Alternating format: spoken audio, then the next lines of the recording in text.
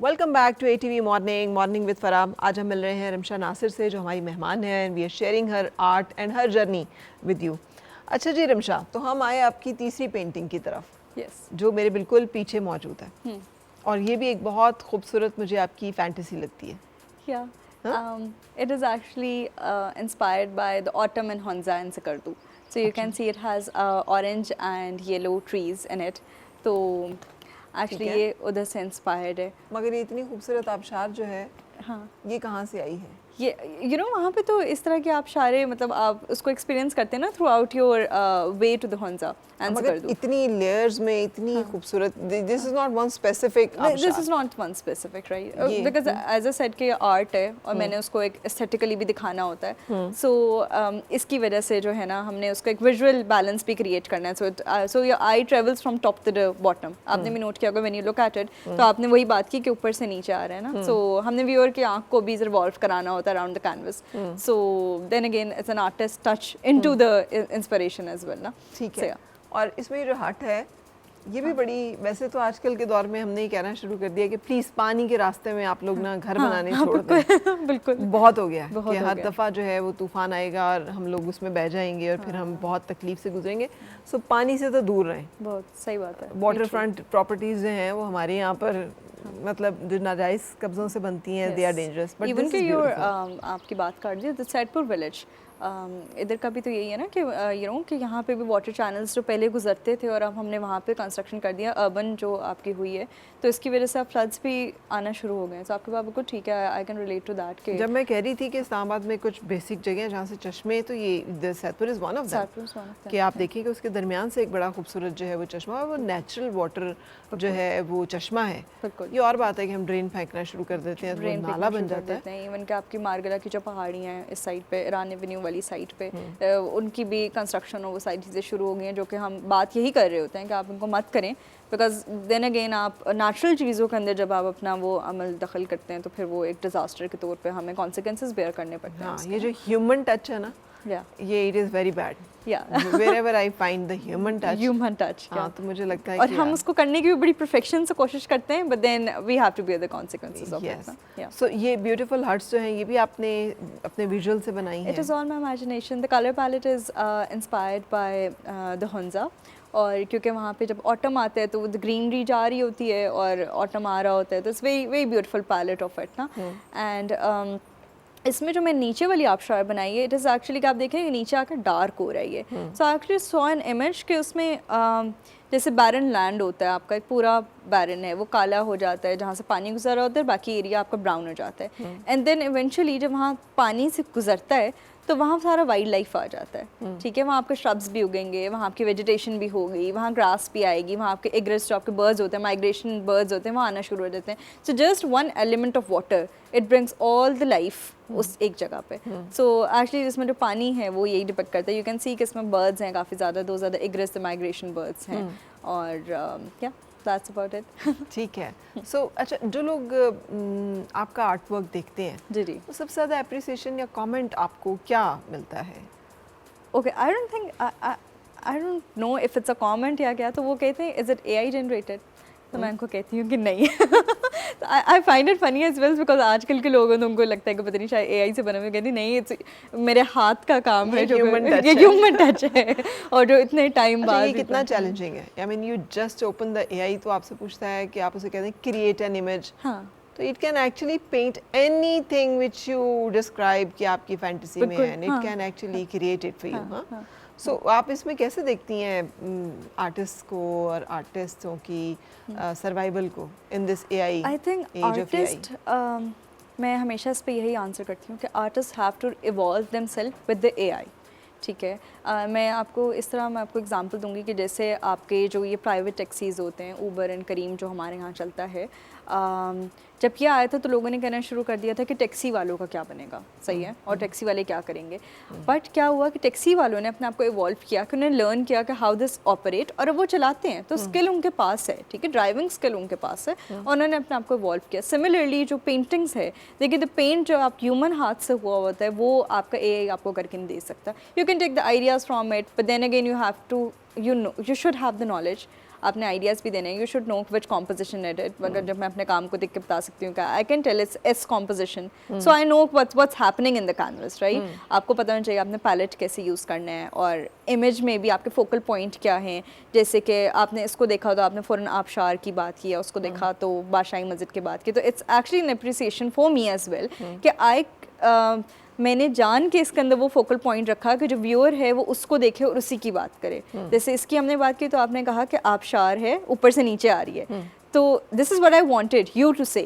तो इस तरह मैंने एक डायलॉग क्रिएट किया। तो इस आपको you should have the knowledge, तो फिर आप आसानी से उसके साथ काम कर सकते हैं। लेकिन वो जो आजकल बड़ी डिबेट चल रही है ना ओरिजिनलिटी की, कि एआई जनरेटेड या ओरिजिनल आपका पीस ऑफ वर्क, उस पर कैसे कमेंट करेंगी कि ये कितना ये डिबेट जो है ये बढ़ने वाली है आइंदा आने वाले टाइम में, और हर आर्ट पीस जो है वो सिर्फ एक एआई पीस बन के रह जाएगा, या ऐसा नहीं होगा? I mean what is your take?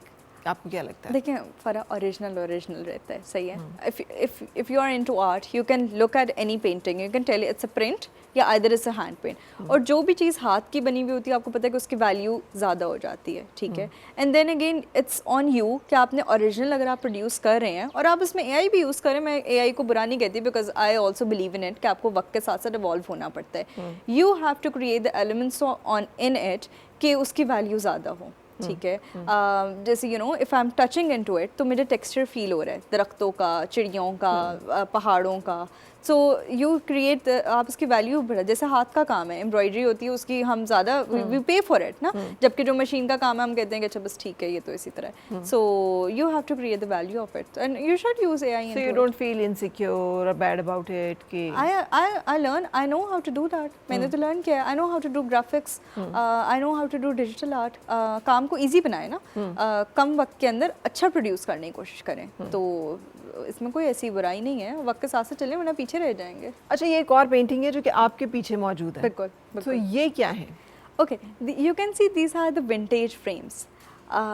Vintage frames जो हैं वो तो ऑलरेडी यू नो कि it's carry a message of memory. Vintage frame पुराने ज़माने की हम बात करें, और इसके अंदर जो मैंने चीज़ें पेंट की, this is actually a pair of on the theme Pakistan. You can see the Badshahi Masjid in it, और द दूसरे पैनल पे you can see jasmines on it. तो हम इनके ऊपर हम इनसे रिलेट करते हैं, हमारी अपनी कल्चरल चीज़ें हैं। और फिर मैंने इनको विंटेज में इसलिए पेंट किया बिकॉज हमने इनको प्रिजर्व करना है, ये पुरानी हमारी कल्चर है, हमारा हेरिटेज है, और हम इसको सेलिब्रेट कर रहे हैं अपने डायलॉग के अंदर। सो अब आप इसमें आपने मतलब ना सिर्फ पेंटिंग बल्कि उसके फ्रेम जो है उसको भी आपने यूज़ किया है सिंबॉलिक अपने उसमें आर्टवर्क के यूज़ किया है। अंदर। यस। अच्छा, Yes. सो ये बाकी जो पेंटिंग्स हैं उनको ये शर्फ क्यों नहीं हासिल हुआ कि उनको भी आपने विंटेज उसमें किया हो? Because the smaller one, the size, the size as well, and also for the buyer as well ना, if you want to put it in like आप अपने stairways में लगाना चाह रहे हैं, so you will be wanting something very big in size, ठीक है। और लेकिन अगर आपको छोटा सा कंसोल के ऊपर आप लगाना चाह रहे हैं, you know if you are fond of collecting stuff, अगर आप कलेक्टर हैं तो आप छोटी छोटी यू नो आप एक आर्टिस्ट का ले लिया, एक दूसरा आर्टिस्ट का ले लिया, so it's also my business ना, so I have to create in all the sizes so people can enjoy my work, so that is why it is in different sizes. अच्छा, ये अब कैसा है? A girl since the age of 14, class 10, became an entrepreneur और running her own business, जिसमें वो चीज़ें create भी करती हैं और मार्केट भी करती हैं। Which part is more of you? Is this the creating, ये सारी पेंटिंग्स बनाना, या फिर इनको पहुंचाना, लोगों तक बेचना? एक्चुअली दोनों आई एन्जॉय अ लॉट। मेरा क्रिएटिव प्रोसेस तो है ही है, that is solely for me, ठीक है। I enjoy the process, I enjoy creating it, मुझे आइडियाज़ आ रहे हैं, मैं उस पर काम कर रही हूँ, सारा कुछ। और लोगों को पहुँचाने में मुझे ऐसा खुशी होती है बिकॉज जिसको जो उससे लेता है एक्चुअली उसको वैल्यू बहुत ज़्यादा करता है। एंड देन जैसे आपने भी हमने डिस्कशन की, तो आपने मेरे ही काम में इतनी ज़्यादा बातें की कि एक्चुअली मेरे लिए ज़्यादा वो खुशी की बात है कि the message I wanted to convey it is conveyed rightly. So और स्क्रीन पे भी बहुत सारी खूबसूरत जो है वो आपकी डिफरेंट ऐसी चीज़ें जो है हम चला रहे हैं, जो कि आप पेंटिंग के प्रोसेस में हैं, कुछ पेंट हुई हुई हैं, कुछ किसी जगह पे डिस्प्ले हुई हुई हैं। हाँ, तो वाटर एलिमेंट मुझे हर जगह एक बड़ा कॉमन दिखाई दे रहा है, समहाउ वाटर सोर्स, आबशार, कुछ ऐसा। हाँ, water is actually the source of life ना, सो हम उसको, और ऊपर से इसका colour you know it's white, it's very soothing for the eyes. Pakistan में बहुत कम आर्टिस्ट हैं जो कि इस तरह की बना रहे हैं, यू नो द आबशार और इन सारी चीज़ों के ऊपर। People paint exactly the originality of Kashmir या डिफरेंट वैलीज़ बना दी ना, लेकिन उन पर मैं ये कहती हूँ कि अगर आपने ओरिजिनल ही बनाना है, जैसे वो आँख से लगता है, तो फिर उसमें आर्टिस्टिक एलिमेंट होना चाहिए। So these paintings are actually inspire from some places, जैसे हर किसी के पीछे एक स्टोरी है, बट उसके अंदर मेरा एक अपने हाथ का touch, you can see and you can tell कि ये रिमशा ने बनाई है, because everyone each of one has the mist, हर किसी की ब्लेंडिंग एक मुख्तलिफ अंदाज से हुई भी है। और मैं तो जब मैंने आपने फॉग को नहीं वो किया था, स्मॉग का नहीं तज़किरा किया था, तो मुझे ये लग रहा था कि मिस्ट सिंबलाइजेस कि this is coming from a fantasy, this is coming from a dream world, dream land, क्योंकि ड्रीम जो है वो यूजुअली इस तरह की उसमें लिपटे हुए होते हैं। अच्छा, कंपटीशन कैसे देखती हैं आप अब इस आपकी फील्ड में, जब मैनी पीपल आर एंटरप्रेन्योर्स, और मैं बहुत सारी ख़वातीन को जानती हूँ जो ये काम कर रही हैं और अब ऑनलाइन वो इसको बेच भी रही हैं, तो कैसा है कंपटीशन, और आप इस कंपटीशन के नतीजे में क्या देख रही हैं? मोर ग्रोथ ऑफ वर्क या फिर मार्केटिंग ज़्यादा बेहतर हो जाएगी, एक्सेस लोगों की बेहतर हो जाएगी? वक्त के साथ साथ ना there are a lot of artist in market, a lot of them, and हर कोई माशाल्लाह बहुत अच्छा काम भी कर रहे हैं। I feel like there is no competition between. हाँ, ये ज़रूर है कि आपको अपने काम, पिछले काम से अगला बेहतर जल्दी करने की ज़रूरत है, बिकॉज अगर आप नहीं करते, जैसे as I always say, if I don't work for a week और 2, तो मुझे ऐसा लगता है कि मैं पीछे रह गई हूँ, ठीक है, because so many people working on so many topics, और वो इतना जल्दी जल्दी काम प्रोड्यूस हो रहा होता है कि कंपटीशन तो वाकई ज़्यादा है। But then again I should be better than my previous work, so यही कंपटीशन है, इसके अलावा कोई competition नहीं। तो वर्क लाइफ बैलेंस कैसा है, फैमिली कैसे लेती है, कितना टाइम गुजरता है इसमें? It's only my work. My work is my family. So it is like this कि मैं बस सुबह उठूँगी, I just go in my studio and then I work all day, especially on weekends because I teach on weekends.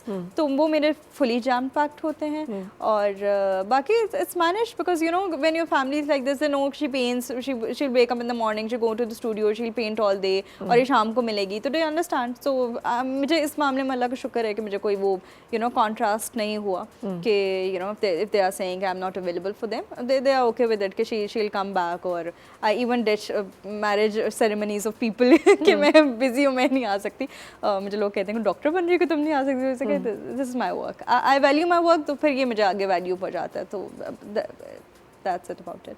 ठीक है, लेकिन कभी इस तरह की कोई पाबंदी हो कि जनाब नहीं आपने इस टाइम पे ये काम ज़रूर करना है, कभी इस तरह की रुकावट नहीं आई? अल्लाह का शुक्र है कभी नहीं। अगर ऐसी आती तो फिर क्या होता? फिर आप समझती हो कि आप इतनी फ्रीडम के साथ सारा काम करती है, कंटिन्यू करती हैं? अगर ऐसा होता कि somebody says me कि you know अभी नहीं करना ये काम, नहीं वो कहते नहीं, लेकिन आपकी ज़िंदगी की रिस्पॉन्सिबिलिटीज़ कुछ ऐसी हों कि आपको पता हो कि मुझे आई हैव टू। हाँ, अगर हो भी पर मुझे लगता है कि फिर मैं मतलब I had some challenges in life जिस पे मुझे बस ऐसा भी वक्त आया था कि it not just they said it, but the environment was created, I couldn't work.